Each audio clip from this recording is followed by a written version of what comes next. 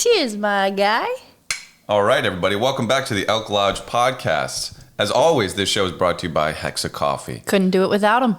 Couldn't, and it's real simple. You don't want robots making your coffee. You want real people and real nice people, which is what the good people at Hexa Coffee are.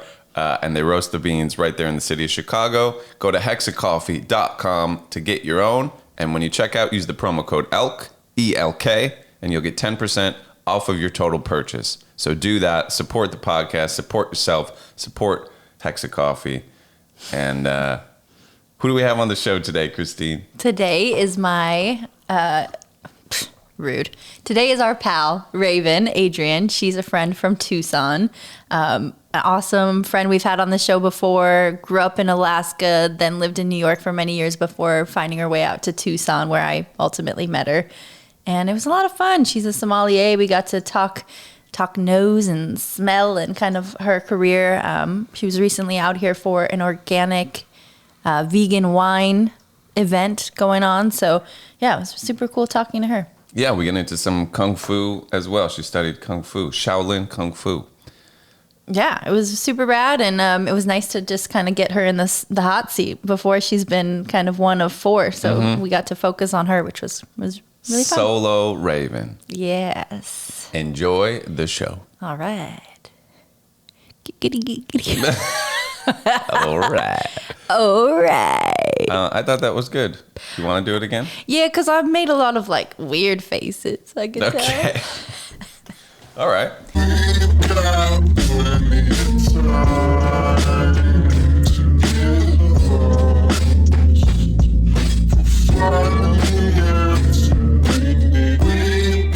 Yeah, it was funny. And then like I was telling you, but we were in Porto. So we're like, port wine. Like, we got to drink all the port wine. And then we're like, we don't like port wine. It took us a while to figure it out. We were like, is it just sweet. Yeah, it's after dinner. It was like, I have never in a wine tasting left wine behind. Yeah. Until that day. We were leaving wine behind. Left and right, there was just this little pink one, that orange one, this yellow one. It was like, some of them I didn't even want to sip after. It's just the smell. What was funny, it was like the rancid lipsticks we were just smelling. I had an expired lipstick. As soon as it goes bad, you can just, it's so different. And yeah. Lipstick? Yeah. Oh. Because there's fat in it, essentially. Do people keep lipstick like in the refrigerator or something? No, but it has a shelf life that's not long. And so you're supposed to like use that product quickly, and they don't really advertise that. What we were laughing at though, at the wine tasting, and you being a sommelier, perhaps you'll find this funny, I don't know, but like, you know, they have to describe each flavor of each wine. And like, elegant was used in every single description. Every single one. It was like, it has a burst of elegance, or like this elegant flavor. Like the word elegant was just used in every single description. Is it hard for you? Do you write those descriptions for people? Yeah. And is it hard for you to Have you never come noticed? She was taking notes about all the wines we drank. I know, but you know, maybe people don't know. Sorry, okay, So you being a someone, you taste wines and you write those things. Yeah. Like, is it hard? It's really leading the question here. Is it hard sometimes to come up with like, like this one is elegant, but I used elegant last time. Like, I want to, you want to describe it accurately, but you also want to be kind of creative and say it in a new way that you're not repeating yourself, you know? Yeah. I think that wine terminology can be really confusing because it can be either really isolating. Like, there are words that mean something very specific, but not if you don't know the wine lingo. And then there are words that people use just to, like, there's another pet peeve word that I have that is used over and over again. But what I would say is, I don't know. I feel like you see crisp a lot. I see crisp. Crisp is, that's that you're thinking about the feel in your mouth. Yeah. Like, that helps you picture what you're going to drink. Right. Versus I like sometimes crisp. it'll do like, it's like a sunrise, and it like gives you like a vibe. Yeah. Is that the right way to describe wine or the wrong way? Not technically. When I describe wine, I try to make it so that the person can picture the actual experience of drinking the wine. And I think it would take a lot for me to use the word elegant because it doesn't mean anything. Right. It's not a flavor. It's just sort of like a stature. So it's like a commercial where like everyone's happy, like as if you buy this thing, you're going to be happy. If elegant Yeah, it's like a feeling. Elegance, or is it related more to like the richness, a richness of flavor, the layering, the complexity, but Yeah. also it could be simple, like elegance. So who knows? And that's where like a be wine simple or person might be able to complicated. read that, but like if you were writing that for someone that wanted to maybe try the wine, that tells them nothing. I would use the Right. word silky, maybe rich, robust, or yeah, like things that actually like you can hold on to. Right. Or I would use the word elegant, but also then like beef it up with like a black velvet dress, or you know, like I would and I know that's a little a bit more picture. or less tangible, It is, but it's at least more specific. but it would choose an element also to describe Right. with that, not just the wine. Right. Oh my God, Or you you could turned- say like wait, the wait. berry flavor is elegant, but now Yeah. at least you're talking about berries. Or an not like elegant just- tart. You know, Right. so like you're picturing like this perfect berry. berry tart. That's good. And then That's that like, yeah. But to just say Well, it's we're- elegant, it's like saying it's patriotic or something. Yeah. It's just like 100%. it's not like a flavor. too empty. It's a hollow term. What did you say the other night? You're like, I'm too tired. Look at my wine review. I gotta go to bed. Purple, purple, purple. Purple, purple, purple, purple. My wine notes are purple, purple, purple, purple. You just write it's like grape juice but with alcohol. I think I said blackberry jello was the first, and then purple, purple, purple. You couldn't get past Jello. purple, and it was time to go to bed. But that I know when I read that, when I'm actually writing an actual like well written description of that wine, I know what purple, purple, purple meant to me. It's like when you just the smell makes you picture Bless you. purple. that was a weird sneeze. Sorry. Let's Okay. Let's start the whole podcast over. take that And from the we're back. top. Purple, purple, purple. Like those three together, or just it being purple? Like is that It's an just industry so term? over. Purple, purple, purple. No, not at all. Okay. But that was my note to myself to remember what I was thinking when I drank that wine, and Yeah. then I'll translate that for someone else in a little bit When you have the words. more. Yeah, I I, see. yeah. What's dinging? Is that? I think that's me. Um, Or is it, think I turned mine off. So you write a review, like you write down a flavor for a wine every day? Not really. I tend to taste 2 or 3 times a week. Okay. And then I have those base notes, and I have kind of marketing bits for each wine. But then every once in a while, I'll need to pair it with a specific menu or for a different purpose. And then I'll shift a little bit, or choose what to focus on. If it's for a chef, I'll focus a lot more on the structure than on the aromas, because they don't really care as much about structure. So being a like what it sommelier- pairs with. Being a sommelier, you're offering a service of describing the wine. So if I'm a chef, I want to put wine on my menu. I'm going to send you my menu. You're going to tell me what wines to put, or I'm going to tell you these are the wines we're serving. Can you kind of like help put this whole thing together? Like what are the steps? Usually the chef sends me a menu, and I pay attention to the fat, the herbs, and yeah, that's pretty much Maybe like the fat and region, the herbs, food. Like and if the it's Italian intensity. food, are you going to look at Italian wine or not necessarily? They tend to do best with Yeah. their own cuisine, because they kind of developed together Together, yeah. side by side. Uh-huh. But really, what matters is the intensity matching. So like you don't want a wine that overpowers food, or food that overpowers wine, Okay. or the fat content being balanced by either alcohol, acid, or tannin. Something that will kind of refresh your palate and clean it when you're eating something really heavy. So and that's creamy. why wine is so often referred to like the meat in the dish that it should be partnered with. Yeah, I Because tend it's to I tend to pair more with a sauce. Because really, like, you could have a chicken in a really, really heavy sauce, and you would want to do red wine with that. Mm-hmm. Or And is it just is it like as a basic rule of thumb, like the fattier, heavier the meal, the sort of redder? no, because white wine, that acidity will cut through like a So it's lobster more of an cream sauce. acidity level that you're using to respond to the fat level. Like, do those kind of correlate? The more fat, the more acid. Less fat, less acid. Or alcohol or tannin, something to cut through. Okay. And so tannin would be a red wine thing. Tannin is like that flavor of red wine, or what? You explained it to me once, but I forgot. What It's like the tannin is. drying out of your tongue, like overbrewed Oh. tea, when you just like Yeah. Which I Love kind of it. like. Love it. I like tannin. Like dry. So when they describe a wine as dry, that's tannin. No, it's the absence of sugar. I know I don't know why it's so confusing. Tannin is the absence of just sugar. as you thought you were making progress. No, Dry. dry is the absence of sugar. Dry is the absence of sugar. So Tannin. the Porto wines had tons of sugar. We did not love them. They were not dry. Christine ordered a port wine in a another restaurant, and then she tasted it. She's like, "It's pretty sweet. Can I get a drier one?" And the guy goes, "Ma'am, this is the driest wine that we have." And you're like, "Oh, It was. let's get." I mean, we have a Spanish wine. I've never even considered declining a wine that's been served to me. It's always been good enough, and in that moment, I could not Yeah, I've even never. stomach the Flight. thought of drinking You said it was a glass. a flight of Well, it's just a glass. She ordered It was a glass. one glass, yeah. And This was at a restaurant. This was different from the wine tasting. Got it. and I just couldn't do it. But yeah, you know that thing where you order the wine, then they give you a little sip, you taste it, you're like, obviously it's fine, just pour the wine. You know, but this was the only time ever it was not fine. It's didn't- not The fine. wine was not fine. It was Porto. But we stopped drinking Porto wine and just started drinking like local white Yeah, wines. they have Like, good wine was great. in Porto, but port wine not is our very fave. specific, and it's just not our thing.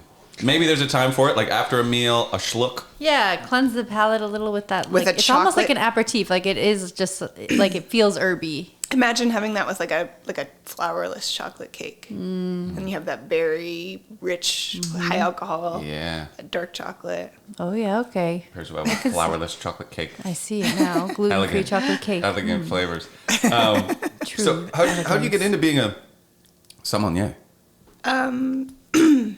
I was looking for something that I think I had a couple criteria. I wanted it to be sexy and not just something that everyone did. Mm-hmm. I never wanted thought to stop think of a job learning. for that. That's cool. Put that in the search criteria. Yeah, sexy job. It's in my resume. Yeah.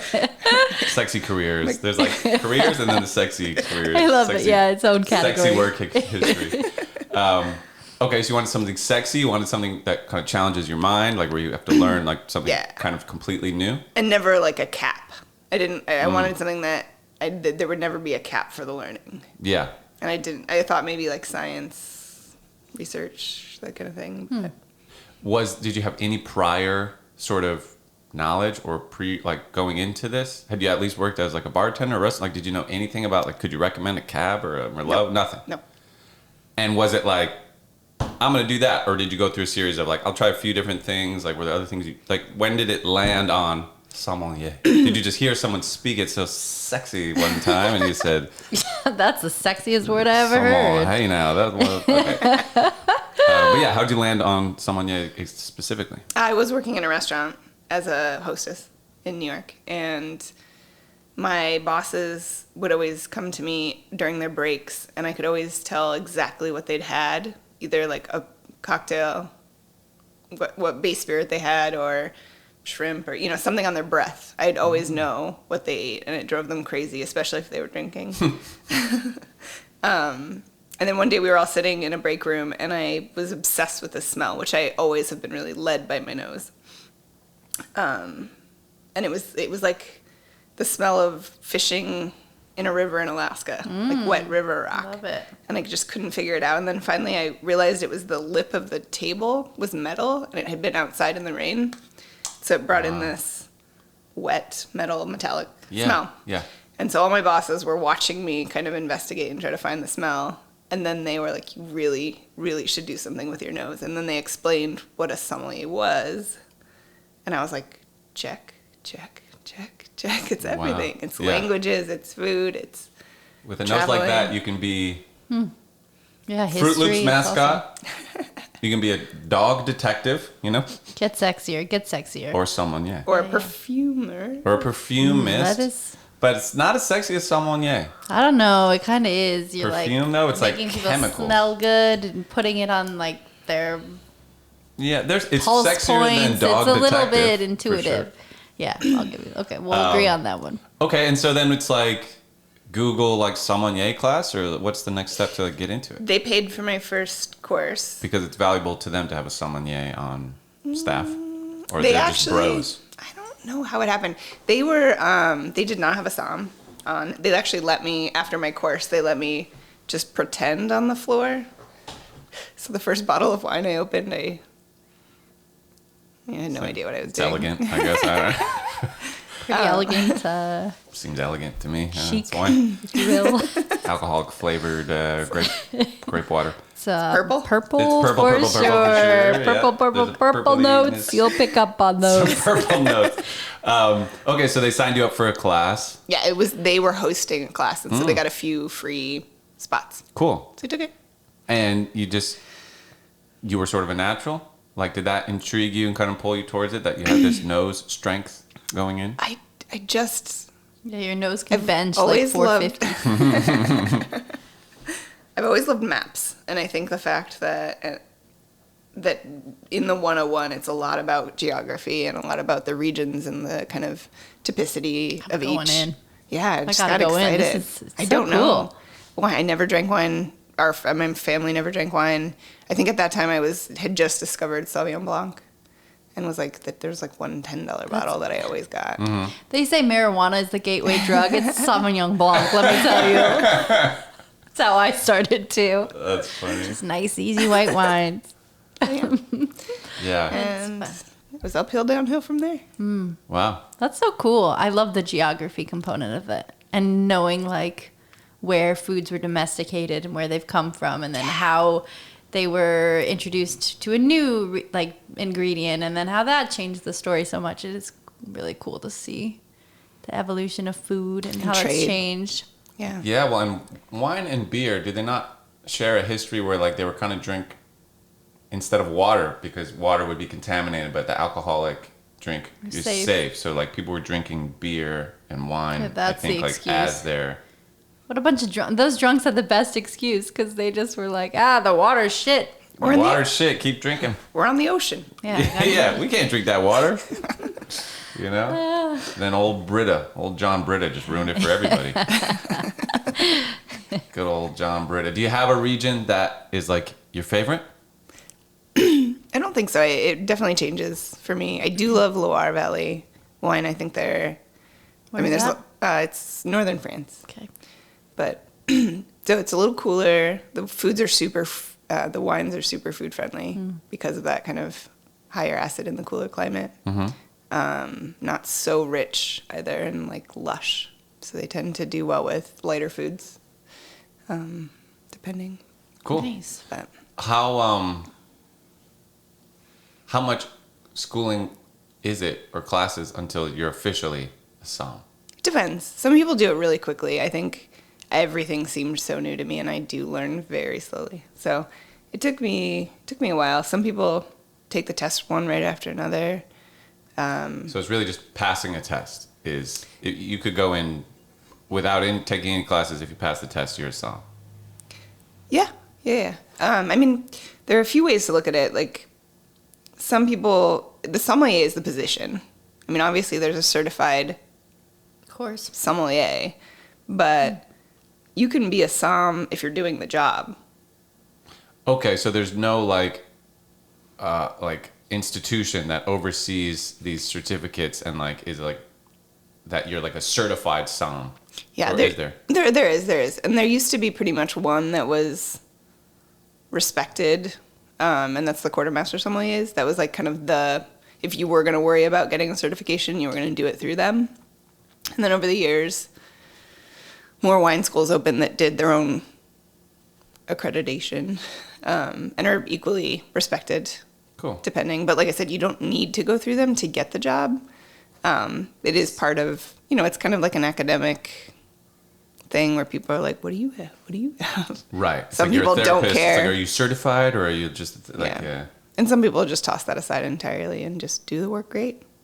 right? know? Who cares if 'Cause you're it's- certified? yeah. And are there levels like almost in karate, like red belts, black belts, like? Yeah, each thing has its own tier. Back in the day, and I think still, like, if you're taking it very, very seriously and you want to go kind of PhD level, you can go Master Somm or Master of Wine. And those have 4 to 5 kind of levels over the years. What's the difference between Master Somm and Master of Wine? Master Somm will focus more on the food service, the in-restaurant. They used to be responsible for a lot of other spirits because that's part of building a beverage program and serving people.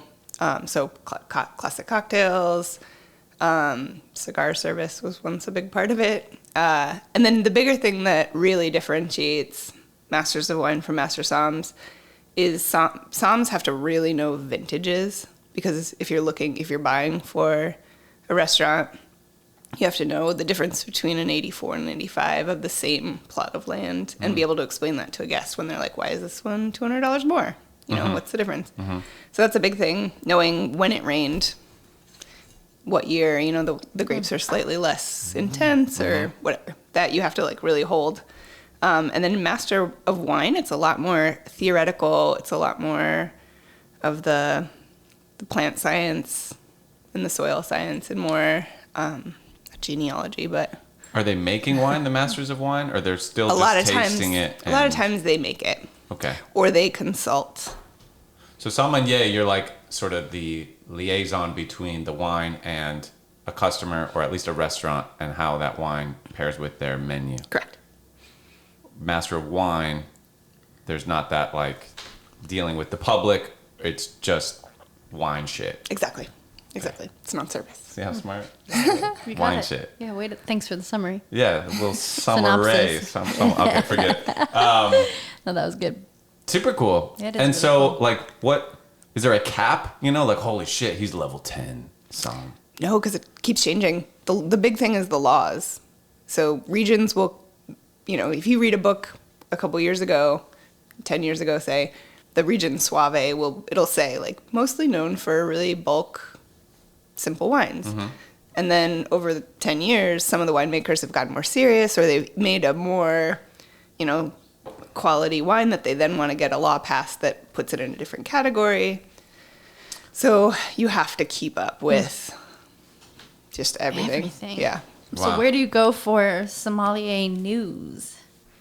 Oh, there are a couple Wine publications. news. I listen to podcasts.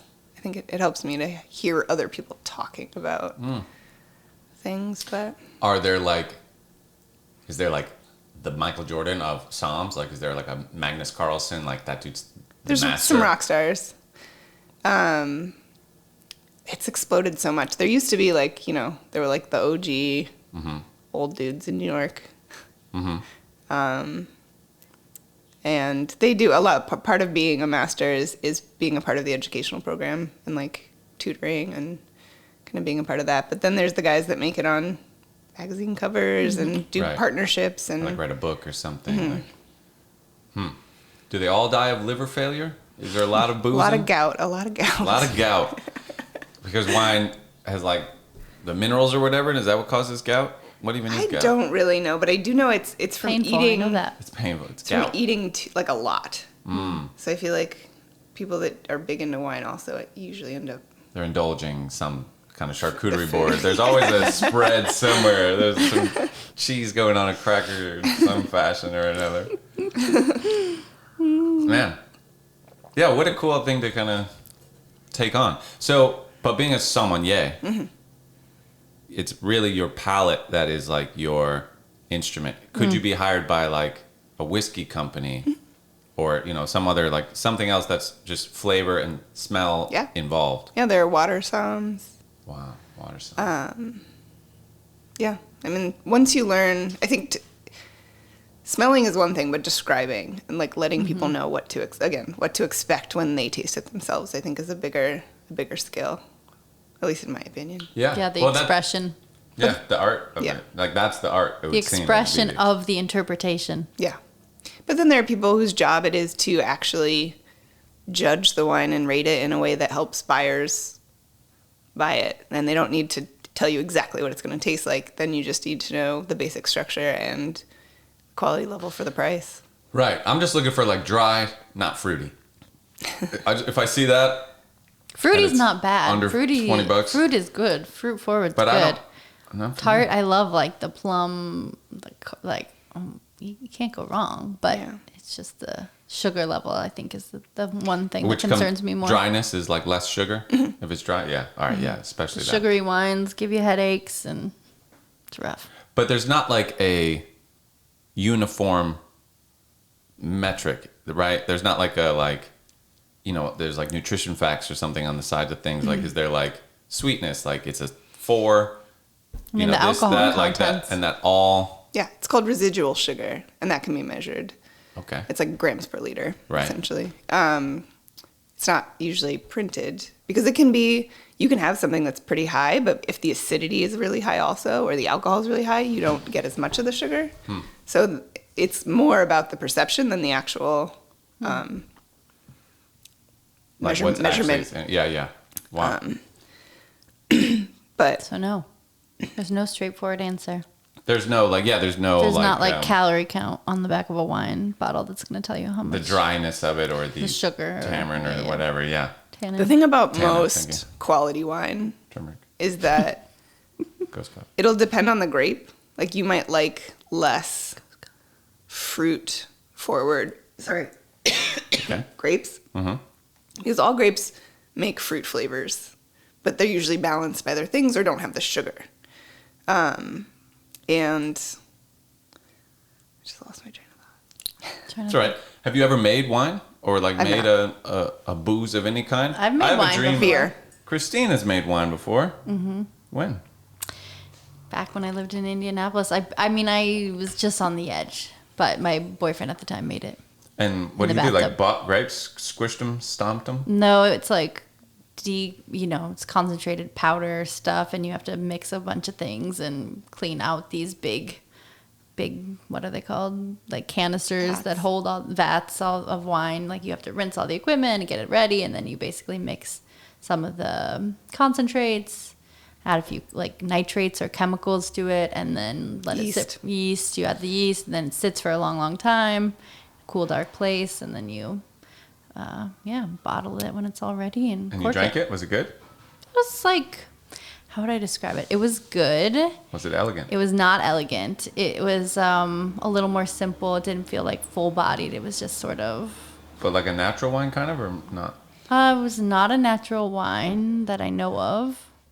Because it Natural had those wines nitrates include in the it. stems, and as far as I know, it didn't have that in the powder Mm-hmm. stuff. The concentrate. I've always had a dream of making our own whiskey, like a smoked whiskey. Yeah, that'd be Because fun. we're obsessed with Del Bog, kind of, and it's just amazing. But how cool would it be to make our own? Or like a mezcal, some kind of smoky booze. Yeah, I agree. I like it. It's nice. But how do you even make whiskey? Do you know? Is it like Barley and, right? It's whatever. You can do any Just kind rye, of grain. I guess. Rye whiskey, barley. But So you how does- Rye is basically the main one. brew beer first, which releases the sugars from the starch and that whole process, and then you take that and you distill that. oh, so you kind of do beer, then do you do another step, or like you kind of veer another direction Yeah. at some point? And Very you've brewed simple. beer before? I have How'd from that a go? kit also. Yeah, they have these kits. I mean, they're not that expensive, but it did create like a lot of wine. We ended up like always giving it away for Christmas gifts and stuff because there's just so much wine. And you bottled it, or you just put it in like a bag or Well, something? you bottled it. Juice Like you box. recycle, just take old wine bottles and you wash them all off and you get the labels off, or you don't take the labels off. Right. But either way, And you just cork them. cork them, serve them up. Cork them and serve They them were a up. little like, they had a lot of filament in it too, but.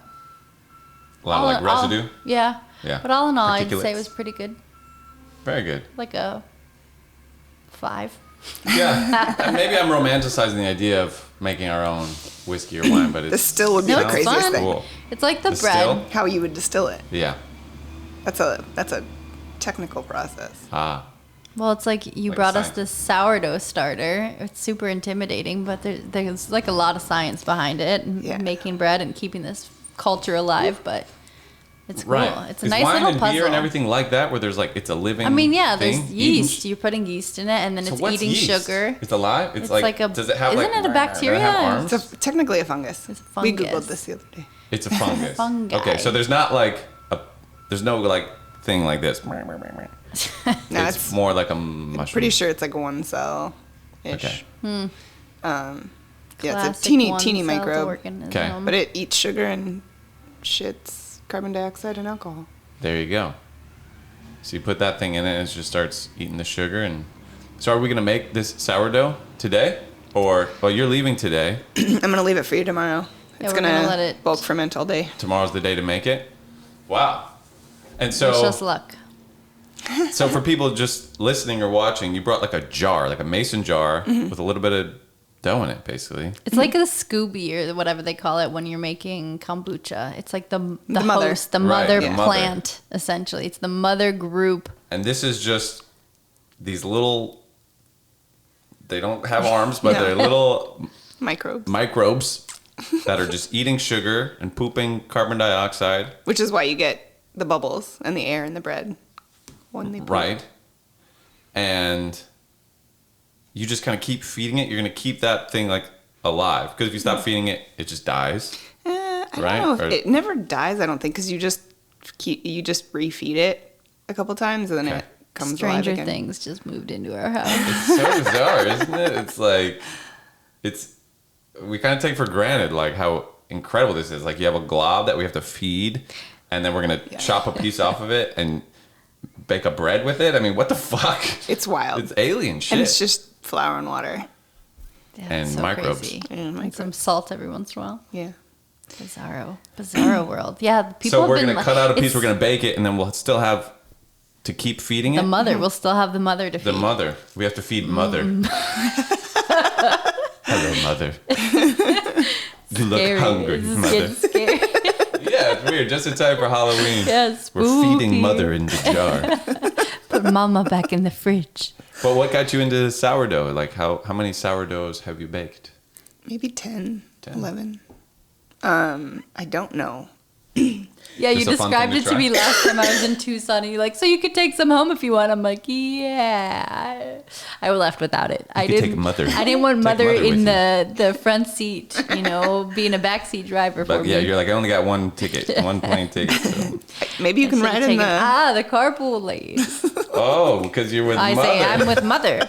Yes, but mother is here. Don't you see mother? She is here. So what? It's just kind of random, like just kind of like, oh, I'll try that. Yeah. That's a kind of a big theme in my life. I'll try that. I like it, but I feel like, it's a little bit of your Alaska showing Maybe. the Maybe. do it yourself mentality. Where in Alaska did you grow up? Anchorage.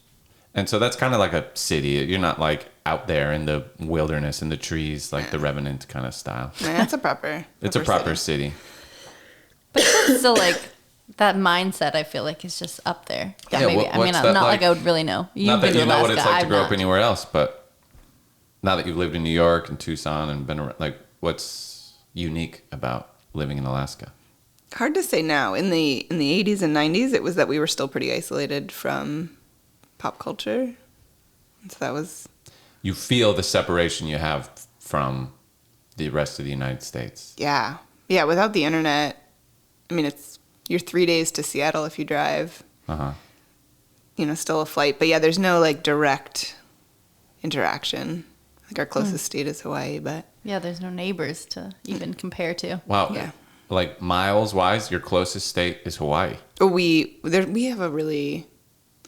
It's a pretty, friendly relationship with Hawaii. A kinship of being like the Yeah. sort of prodigal children. or Well, whatever. we wanted to be a state really badly. Alaska. When we were petitioning, and Hawaii didn't really want to be a state, but... It's okay. Get some coughs to go with my awkward ass sneeze earlier. I It's like I tried to hold it back and then didn't really come out all the way.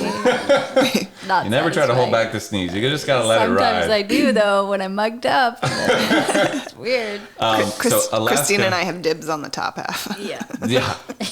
So Alaska wanted to be a state Yeah. badly. Yeah. Hawaii did not. Did they become states at the same time? Yeah, pretty much. it like a package deal? But basically, Hawaii said there was a lot of allies during World War II because we were kind of that front line. And Well, so sure, being so close to Russia, I'm sure that was like Japan. a concern. Yeah. Yeah, in Japan, yeah. So basically, Hawaii said to the U.S., we'll come, but Alaska has to come too. Wow. So we're the 49th and they're the 50th, but it's kind of part of the deal. So You would think that they would be the 49th and you would be the 50th, that they were bringing you, fighting for you. it's true, but we were begging first, I guess. And now Alaska regrets it, I think. Really? Yeah, They would wish they were part of Canada or wish they were their own country? I think they kind of want autonomy. I mean, it's, but we're definitely Alaskans first and then Americans. At least, again, when I grew up, it was so separate. Right. Now you things are much identified more more. globalized Yeah. now. But at the time, sure. But yeah, it's still in such a uniquely isolated place. Yeah, Despite globalization, I mean, it's still for sure super out there. you're separate, and We're it's separate. like, I mean, you have to go. You have to leave the country to go to other parts of the country. You know, like you can't just Right. you won't stay in America if you're going to go to the rest of America. You have to go through Canada or around or something. Like it is And Canada, an odd place. They're really careful with their borders. They sure They're are. strict. Hey, They're strict up there, and they sometimes ain't you gotta sorry be. about it. They ain't sorry about it. They ain't sorry. Yeah, I was just in Canada. It's pretty rad. But so Alaska was. Do you know the history? Like, did you learn that in school? Like, was it just like a territory for a long time? Was it bigger? Was it smaller? Like, No, it was why do we have Alaska? it was purchased from the Russians for like 2 cents an acre. In the 1800s, I believe. Where they blew that. They would have known how much oil. Was Well, they under that. didn't exactly. At that point, none of the Nobody- resources were yeah. known.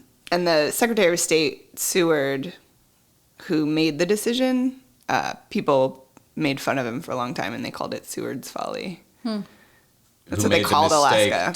to buy buy Alaska. it from Russia. Yeah, he When stood is- behind it. okay, He stood come behind on. it for a long time, though. When has owning land ever bit anybody in the butt? I mean, it has. I'm sure there's a lot of examples, but like in general, real estate is a good use of It is a money. smart use, but imagine, I mean, it's like buying Greenland. You know, it's like you can't do shit with this land. You just wasted. Just wait until You know, and like geothermal maybe they energy thought, comes along. yeah, maybe, but maybe they thought Alaska was like that. Yeah. Iceland. Seward's icebox was another term. Seward's icebox. When I was in Alaska, It was a little too icy we for went me. we went to Seward. Oh, yeah, that's right. There's a town called Seward, and that's where the ship that I was on. I went with Steve-O on like a surf trip. We lived on this boat Oh, that left from Seward, and we were living on this like kind of funny little boat for like 3 days, and then went back to Seward. It was really rad and really beautiful. So gorgeous. The air there. There's nothing that compares to that crisp. The water too. I Crisp mean, air. the water. It's like I'm looking at super cold water, but it's just so like turquoise blue, and like just you jump in it, and it's like crispy, elegant, and it just feels so good. Like it was good. really, really a beautiful experience. Growing up, would you like get out into nature a lot? Yeah, we camped a lot. You have siblings? Kind of. Kind of. So it was kind of a big family when you'd go on these trips, or like Yeah. a. I grew up in foster care, so we Right, had right. a lot of us. And that was kind of a cheaper thing to do. Smart. Yeah. Weekends and summers. Camping. Yeah.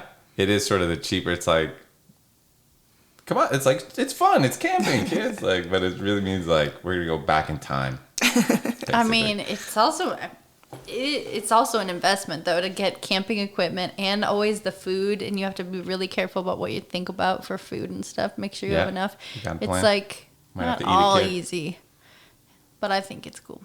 It's true.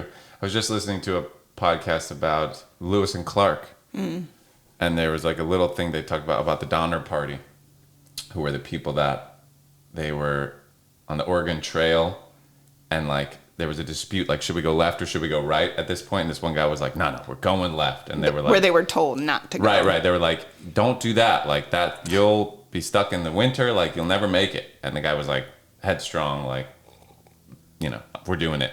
And then, yeah, they got stranded and they ended up having to eat each other. Do you know how many people were in that party? Right. I just listened to also something about it. No, I forget the number. 80. 80. I always picture 20 13, people. yeah. Yeah. 80. 80 people started. Strong. It's a big number. Ooh, And they ate the horses, then they were where eating the were they dogs. trying to go? Like along the Rockies California. or Oregon, something? I think. They were Like- trying to get into No, California. but like where Oh. were they? I wonder think. where they were. Like what geographical path they were looking It at. was that like they, either I think it was like the shortest route is over the mountains, but it's impossible. Probably the Or you Rockies? go Is the that what- long way. And this one guy was like, no, like it's 3 more months if we go that way. Like I want to get to California like now, you know. And then they ate each other. Yikes! You never want to see that. You know what else is funny though? I learned about Lewis and Clark. like, they died, like, not heroes. Like, nobody gave a shit until, like, 200 years later. Like, now we all know about Lewis and Clark. Like, they get credited for, like, discovering the West, but they came back from that trip. Nobody gave a fuck. And by the time it was like a 3-year journey. By the time they got back, like, society was already moving west anyway. So they're like, we've been west. And they're like, same. Like, we've been west too. Like, nobody cared at all. And it wasn't till way later that, like, they sort of rediscovered, like, holy shit, like, these people in this expedition were the first ones to, like, go. And that, like, that's when their journals finally got, like, I would published. really like to read the journals of, like, right when they got back. Yeah. Well, the one guy, I think Lewis, like, went crazy and just was, like, drinking and, like, slowly got gout and died full dead. Traveled west, got gout, dead, full dead. Yeah, that was really cool stuff. And I was also telling Christine, like, Sacagawea, who actually is Sacagawea, that they at least say in the fucking podcast I listen to. But she is, like, they need to make a movie about her. She's so rad. When they first met her, so, like, they were moving west, and the map just, like, you know, only went so far. And at the edge of the map, that's when they met Sacagawea. And she was going to, like, I'll take you, you know, I know beyond the map. But she was 15 and pregnant. And so they get to her village where she's at, but she's, like, not even, like, with, like, her people, because she, like, her people, like, lost a war, and she was sold to marry some Frenchman, whatever. But, so they, like, camp there. They live there for the winter. She gives birth. And then, like, the whole journey, she's carrying, like, a 2-month-old kid with her. And she's 15. And she's, like, helping everybody get through this whole thing. Like, and she's, like, their translator. She had to, like, do, like, negotiations with other tribes for them. Like, she was so crucial. Wow. And, like, they talk about how at first she was, like, docile and, like, quiet, but by the end she was, like, much more outspoken and, like, confident, and they started, like, not liking her. They would, like, try to do things that, like, make her stay back because they were just annoyed with, like, her confidence, basically. And they heard about a whale that washed up on the beach, and this was their first time they were actually going to see the Pacific Ocean. And she was like, I want to come with. And they're like, no. Like, they tried to, like, ditch her, but she, like, insisted on going with because she wanted to see ungrateful bastards. Ungrateful bastards. She wanted to see the edge of the world, like, you know, the Pacific fucking Ocean, and see this giant monster. Yeah, I mean, just like, but anyway, they got there and it was all picked to bones anyway. So it was a 4-day trip wasted, but what a fucking rad lady. And How then did they hear about the whale? Yeah.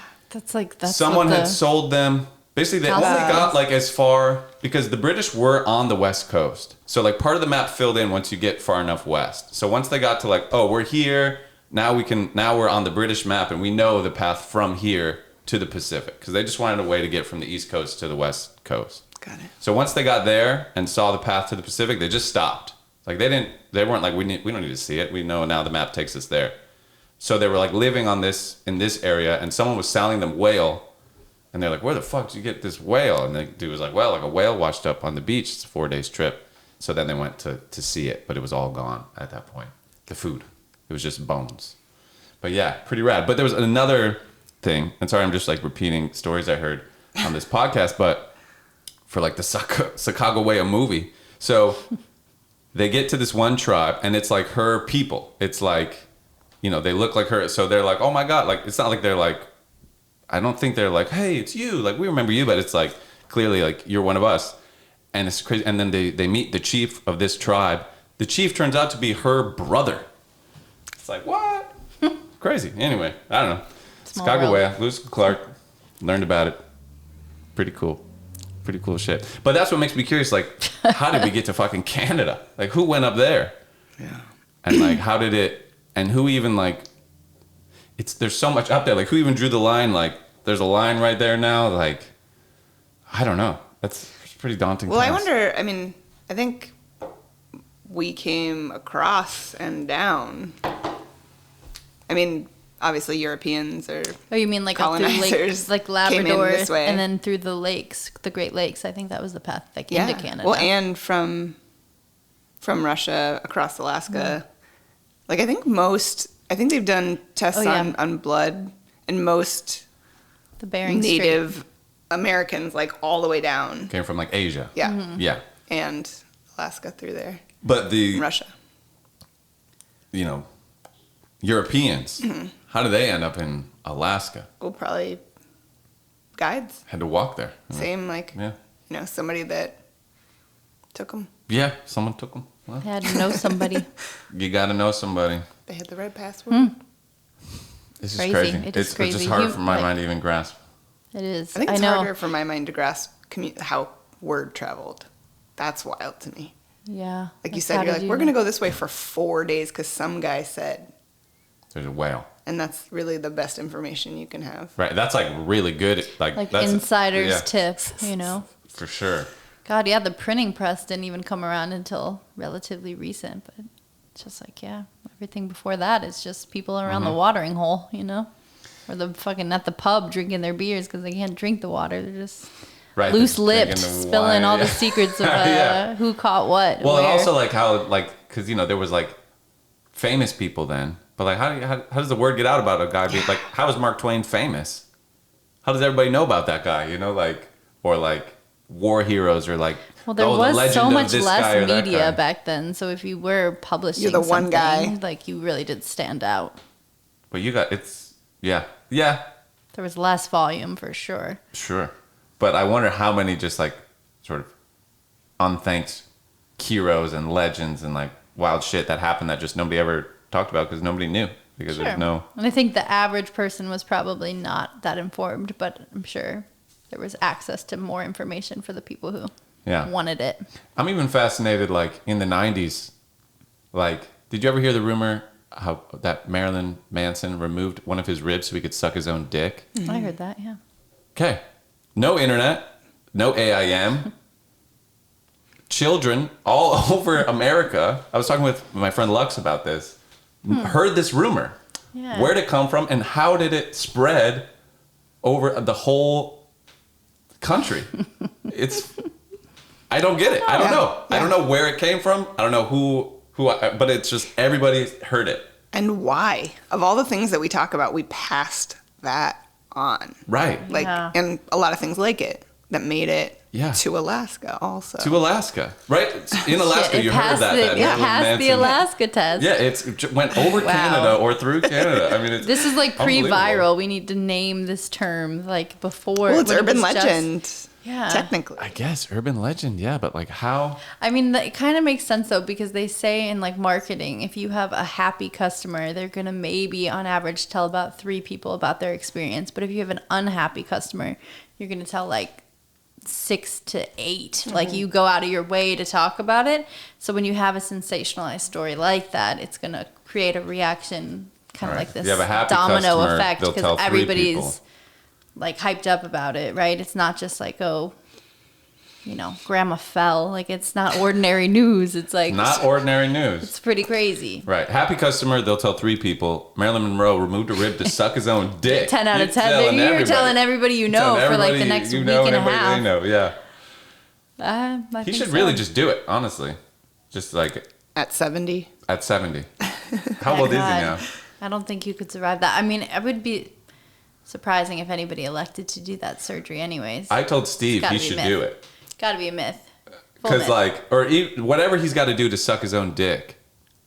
Extreme yoga. I don't know. I've never seen a dude suck his Extreme own yoga dick. would be a better pursuit, because at least the worst thing that happens is he's trained his body really You're well just to be real a yogi. flexible and close. You're almost there, you don't hit it, but at least you fucking don't have no hip pain, Can any dude suck their own dick? Yeah, I've seen it. But in documentaries. Not in real life. What categories you searching over Just there? not in real life. His own dick. Yeah, I've never seen it. I just think that it doesn't seem like a fun thing to do because the best thing about receiving oral is relaxing. Yeah. It's like, why'd you want to be doing the work also? Yeah, but dudes jack off. I know. If I could suck my own dick, I would. Like, I Thank wouldn't even you leave the so house. much for putting that All the on the time I would record. do I'm it. so glad you cleared that up for us. You'd have to pull me off of it. It's like,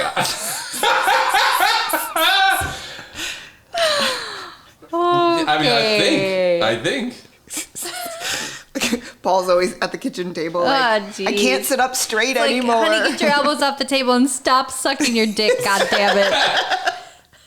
I'm trying to see this. Eat your eggs. Yeah, right? Get your food while it's hot. Stop sucking that Oh, thing. wow, this guy's getting it in there. Yeah, okay, people Honestly, do it. that's not like a great visual, the idea of like having to there's suction cup you off there. There's no good angle of it either to film it. It's tough to film. Yeah. Hard to do, harder to film. Well, It's hard to move on from there. Hard to move on from there. How do you get out of that position? Some elegant notes in there. Well, last time you were on the show, we talked about Kung Fu. Mm-hmm. Because you also you were study Kung Fu. And then how was your retreat? Yeah. You guys went on that big retreat this summer. It was good. We were in the kitchen, so. You got to bring Hans to that world though too. That's cool. I did. It was fun. It's fun. He fit in well. Yeah. And for people just listening, you studied Kung Fu with a group in New York with, or Shaolin Kung Fu. Yep. And who's the guy, the main guy? Shui Yan Ming. Shui Yan Ming, who grew up in the Shaolin temple. Yeah.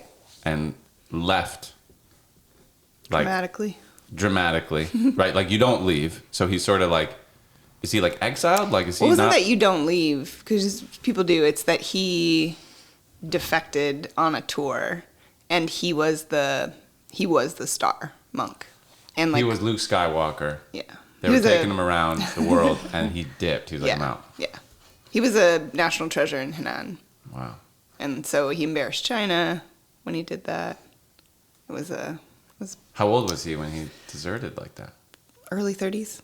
Cool. That's pre-internet too, but it still has a way of getting around, doesn't it? People heard there was a real monk teaching in Chinatown and found their way. And did I ask this last time? Is there a movie about his life? No, they did a National Geographic documentary. I want to see that. Because I feel like it's such an incredible story. If they made a movie and you didn't know it was real, you'd be like, oh, yeah, okay. Shaolin monk escapes and opens a temple in Manhattan. Of course, how forced, trite of a story, but it's crazy. And, I mean, so much of his story feels like a movie from a long time ago. Mm-hmm. But he also, what brought him to the temple essentially was his parents were starving. I think he'd already lost 2 siblings to starvation, and he died. And his parents, I don't know if they were purposefully taking him to this doctor or they were taking him to bury him, and ran into essentially like an herbalist or an acupuncturist who took Shifu when he was completely blue and had been dead for all his parents could tell, and did some acupuncture on him and brought him back. And so that's when his parents were like, okay, we're giving him to Buddha. Wow. And took him to the temple. But it also they weren't really training a lot of monks. And he was one that they took on. Yeah, it's a wild story. But I gotta watch that, a documentary or something about him. That's so cool. And are you still doing Kung Fu? Or how do you kind of carry that through your day to day? Like now that you've left New York, so you're not doing the practicing all the time or taking the classes, right? But what part of Kung Fu sort of stays with you? Kung Fu, actually, the words mean essentially to sharpen your blade all the time, every day. And we don't really separate the philosophy of Chan Buddhism from Kung Fu. It's very, very connected. And I think that because what Kung Fu teaches is that constant meditation, action, and thoughtfulness in what you do, and kind of a pride in the skill and the technique. Baking bread can be Kung Fu if you do it really well. You see those guys that chop potatoes and they don't, they're like throwing them in a bucket behind them. Sure. That's Kung Fu. Just being very present, passionate. And skillful. So I think, I take it. I don't train actual Kung Fu as much as I'd like to. But the philosophies behind everything, I think I do. The mentality. Mm-hmm. So maybe my previous statement was wrong. It's not your Alaska showing, it's your Kung Fu showing. Maybe a little both. A little bit of both, huh? A lot of blurred lines. Blurred borders. Cool. I love that idea. I need to finally get into meditating. There's just the endless benefits of what it does for your health, and like averages your life, or increases your life expectancy. I mean, it's. I think it's a paying attention to your patterns, right? Like in sitting meditation, which is I think what you're talking about. We do action meditation, where I feel like I do that naturally, like where I'm like in a flow state of trance. Like a lot of times when I'm crafting or something, like I'll be there for hours and like forget to eat, and like I'm in that space. But the mental quiet practice of sitting down and like really stopping, I think, is the part that doesn't come natural for me. I'm not good at it. I'm not interested in it either. Yeah, I think. I have not been yet either. But you can pay attention to your patterns. But I did like that awareness of. But I think there is benefit to stillness. Sure. And the quiet, and like, I don't meditate very much either. I do. You it were on a sometimes. roll for a while. Yeah, I have my little kicks. I'll do it. I would like to meditate more. It's funny how much we tell ourselves, like, I don't have 20 minutes to sit still. Like, but I have fucking 45 minutes to flip through Instagram. You know, it's like my screen time's up every minutes. week. Yeah, we all have 20 minutes to sit quietly and sit still. Yeah. And I think there is a benefit to it. But yeah. The science is in. There's a lot of benefits to them. I mean, you make decisions easier. You have like clarity. You have and it probably helps you all sorts of stuff. have that like presence when you aren't sitting still. Yeah. Too. Yeah. I see it. Yeah. Because like if I wake up and I just look right at my phone, like I'm scrambled kind of all day. Like I scrambled my brain the second I woke up. But if I wake up and like eggs. sit still for 20 minutes, don't even look at my phone, it's a much, like my brain functions better the whole day. Yeah. Sunny side up egg. I like it. Yep. Yeah, I know. It's amazing. Gotta do it. Gotta do it more. Well, we'll keep you posted, folks, on our meditation journey. We should probably wrap you up. Yeah, we should wrap this up. Wrap You this up got a drive ahead of you. because you want to hit the road. Hit the road, Jack. It's been so nice having you. Have you guys ever not put out a podcast because it was too boring? No. No. Well, we did And do if we one. were to start, it wouldn't be today. No, this was not boring at all. Ugh, I feel like talking about wine. Like drinking it's great. When you're talking about it and drinking it, it's great. Yeah. I feel like just talking about wine feels very dry. A sober wine conversation. Speaking of dry wines, that Bordeaux was my favorite one. yeah, I liked it as well. That was crisp. It had some acidity. It It was had like almost a sharp. bite, I would say to it. bright. bright. Right.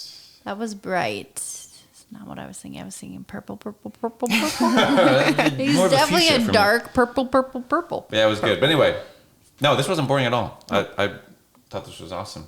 Good. And I learned, which I like. That's true. I like to We learn. Lewis, we learned. We Lewis, we Clarked, we learned. All right, anyway. Yes, thank you for being here, Raven. Thank you. Safe drive back to Thank you. Tucson. And good night, everybody.